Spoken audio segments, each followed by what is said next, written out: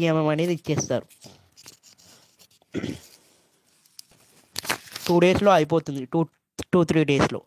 మీరు జేఎన్టీహెచ్లో ఒకసారి మార్నింగ్ వెళ్ళి రిక్వెస్ట్ చేస్తే మేబీ ఈవినింగ్ వరకు కూడా ఇచ్చే అవకాశాలు ఉంటాయి ఫర్ పీసీసీఎంఎం.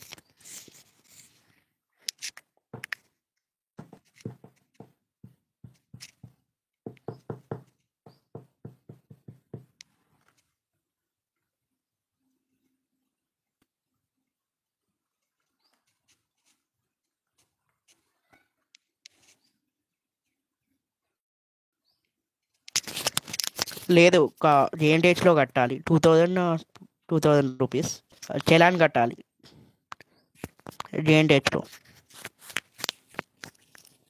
జేఎన్టీహెచ్ దగ్గర సర్టిఫికేట్స్ ఇచ్చే బ్లాక్ పక్కకి బ్యాంక్ ఉంటుంది. ఆ బ్యాంక్లో చలాన్ పే చేసి ఆ డీడీ అనేది అక్కడ ఇస్తే వాళ్ళు చెక్ చేసుకొని మీకు 2 డేస్ తర్వాత రమ్మని చెప్తారు. 2 డేస్ తర్వాత మళ్ళీ అదే ఒక నంబర్ ఇస్తారు. ఆ నంబర్ తీసుకెళ్ళి ఇస్తే అయిపోతుంది. ఎన్ఓసితో పాటు అలాగే ఇంకా ఏం తీసుకోవాలి?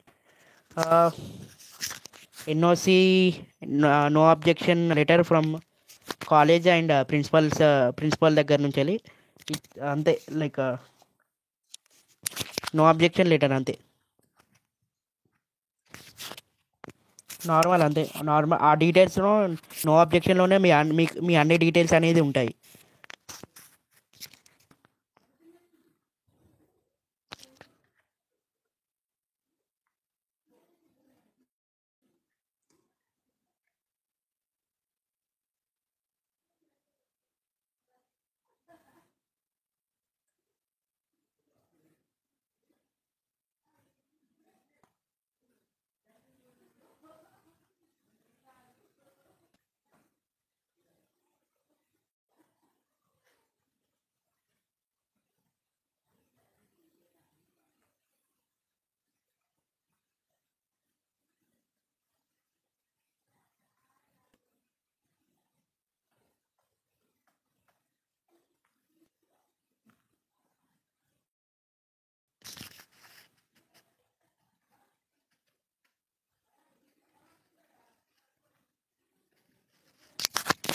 నో చెయ్యరు. కాలేజెస్లో ఏం డిమాండ్ చేయరు. జస్ట్ ప్రిన్సిపల్ సార్ సైన్ బట్టి ఒక నో అబ్జెక్షన్ డ్యూ ఫామ్ ఇస్తారు. అది తీసుకెళ్ళి జేఎన్టీహెచ్ చూపించాలి అంతే.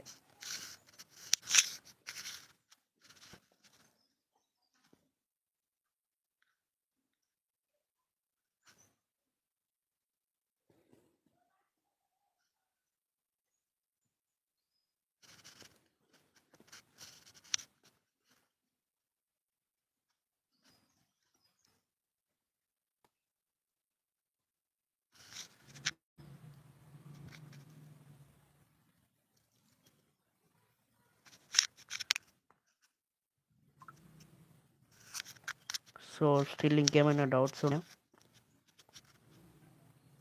Regarding for grace marks?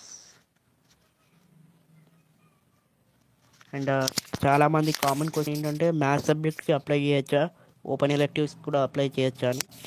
మీరు ఏదానికైనా అప్లై చేయొచ్చు, బట్ ఇంటర్నల్స్కి మాత్రం అప్లై చేయకూడదు. అండ్ ప్రాజెక్ట్కి ఇవి కొన్ని ఉన్నాయి. మీరు ఏ సబ్జెక్ట్కైనా అప్లై చేసుకోవచ్చు రిమైనింగ్.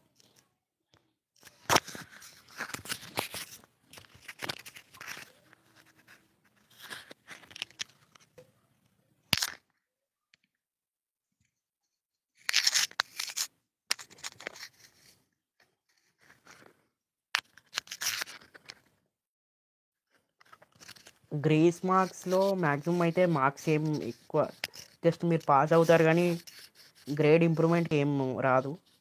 లైక్ మీరు పాస్ అయిన సబ్జెక్ట్కి అప్లికేబుల్ కాదు, ఓన్లీ ఫెయిల్ అయిన సబ్జెక్ట్ అప్లికేబుల్ అంతే. అది గ్రేస్ మార్క్స్ తోటి ఎక్కువ మార్క్స్ అయితే ఏం గ్రేడింగ్ అయితే ఏం పెరగదు.